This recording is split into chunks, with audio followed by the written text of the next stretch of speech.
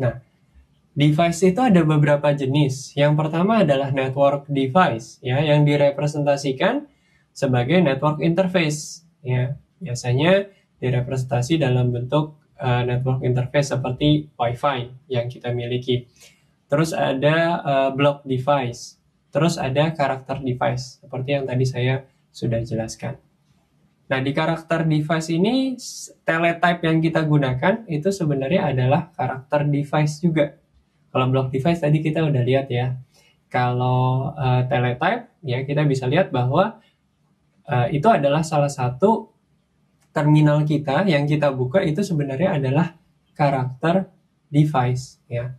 Di sini dibilang adalah untuk mendukung, ya, user space application untuk mengakses kepada seluruh device, baik itu input, sound, grafik, serial, dan macam-macam.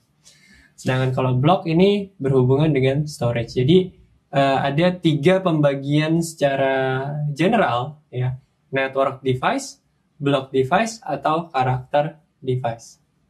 Ya. Kebanyakan device adalah karakter device seperti yang kita lihat kalau kita pakai keyboard, kita pakai mouse, ketika kita pakai game controller. Ya. Mostly itu merupakan jenis dari karakter device.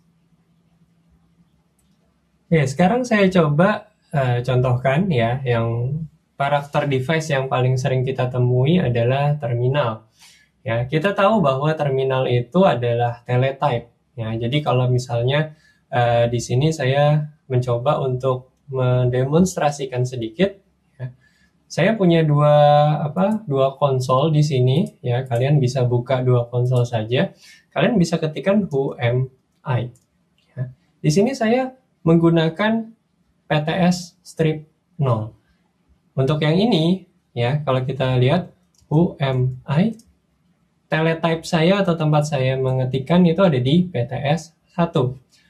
Lalu misalnya saya coba lihat dari VirtualBox-nya, Alpha VirtualBox-nya di sini. Ya, saya login di sini.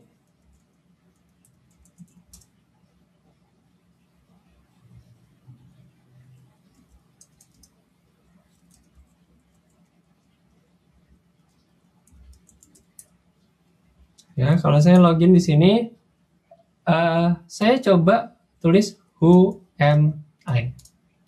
Di sini dia TY1 atau teletype 1, ya. Kita bisa ganti teletype dengan Ctrl Alt F2 di atas Linux ini, ya. Jadi masing-masing kita tahu bahwa yang saya pakai di sini adalah PTS strip 0, yang di sini adalah PTS 1, ya. Yang dipakai di sini adalah teletype 1 atau TTY1. Itu semua ada di dalam dev, ya. Kalau kita bisa lihat di sini dev, ya, kita ls, ya, grep pts, ya. Di sini ada pts, ya. Terus kita lihat lagi yang berupa ls min l, kita coba, ya. Di sini pts, kalau kita masuk ke pts ada pts berapa saja, ya, ada 0 dan 1. Kita lihat ls min l, dia merupakan C atau karakter device, ya. Lalu kita mau lihat di sini juga ada teletype, ya. Teletype kalau kita lihat cd tty, ya. Kalau kita lihat ls ada teletype 1. Nah, jadi dia langsung teletype 1, ya. Kalau kita ls min l, grep tty1, ya. Di sini teletype 1 sebagai karakter device juga, ya. Jadi hampir hampir beberapa device itu dianggap sebagai karakter device, ya. Oke, nah sekarang saya mau coba demokan sedikit, ya, apa yang bisa kita lakukan dengan karakter device. Saya coba echo hello from left misalnya. Saya coba untuk kasih pesan ke PTS1. PTS1 ini ada di sini, ya. Saya langsung masukin ke device-nya saja, PTS1, ya. Maka otomatis nanti dia akan keluar di sini hello, dari kiri. Maksudnya dari PTS 0. Oke, saya coba lagi, dia juga akan kasih. Atau kebalikannya di sini, echo hello from right. Lalu kita dump itu ke dalam device-nya.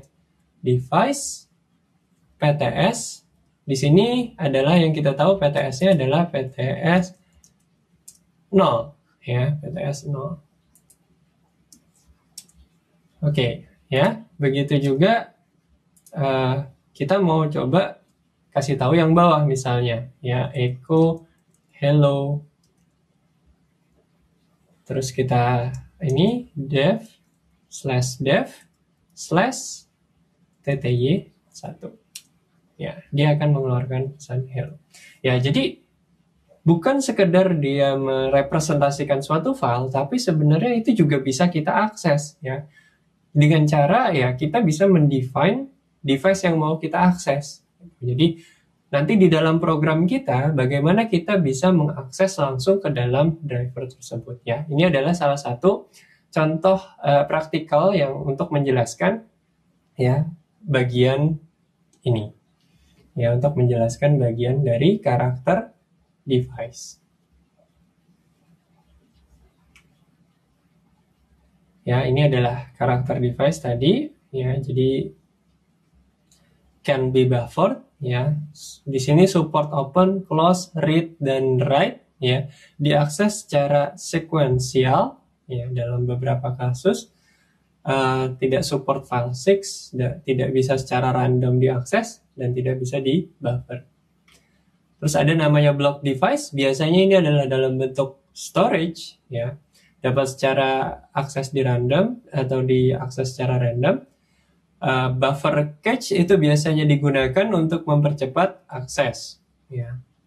Di sini block dan karakter device berbeda, ada di kernel level. Nah, di sini block device juga dapat menghost sebuah file sistem, ya, seperti tadi dev/sda. Kita lihat ada dev/sda 1, ada dev/sda, di sana ada yang partisi yang boot, ada yang partisi untuk yang Linux-nya.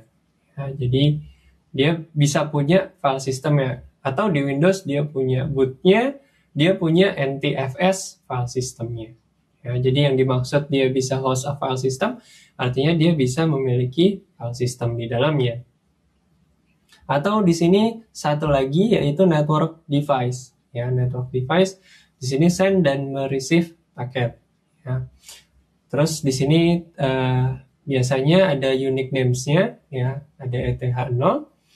Seperti yang kita coba beberapa modul kemarin, ya, beberapa modul sebelumnya, di situ kita mencoba untuk mengendalikan driver E1000, ya. Jadi di situ adalah salah satu network device. Nah, di sini support protokol stream paket transmission, ya, seperti yang sudah kalian pelajari di mata kuliah jaringan komputer.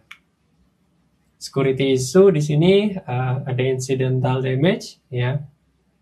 Terus present possibility untuk sistem, ya. Terus ada di sini beberapa terlimitasi privilege-nya untuk load modus. Kita harus memberikan privilege terlebih dahulu. Bug-nya di sini uninitialized memory, ya. Terus kernel memory harus di 0, ya, sebelum become available kepada user, ya.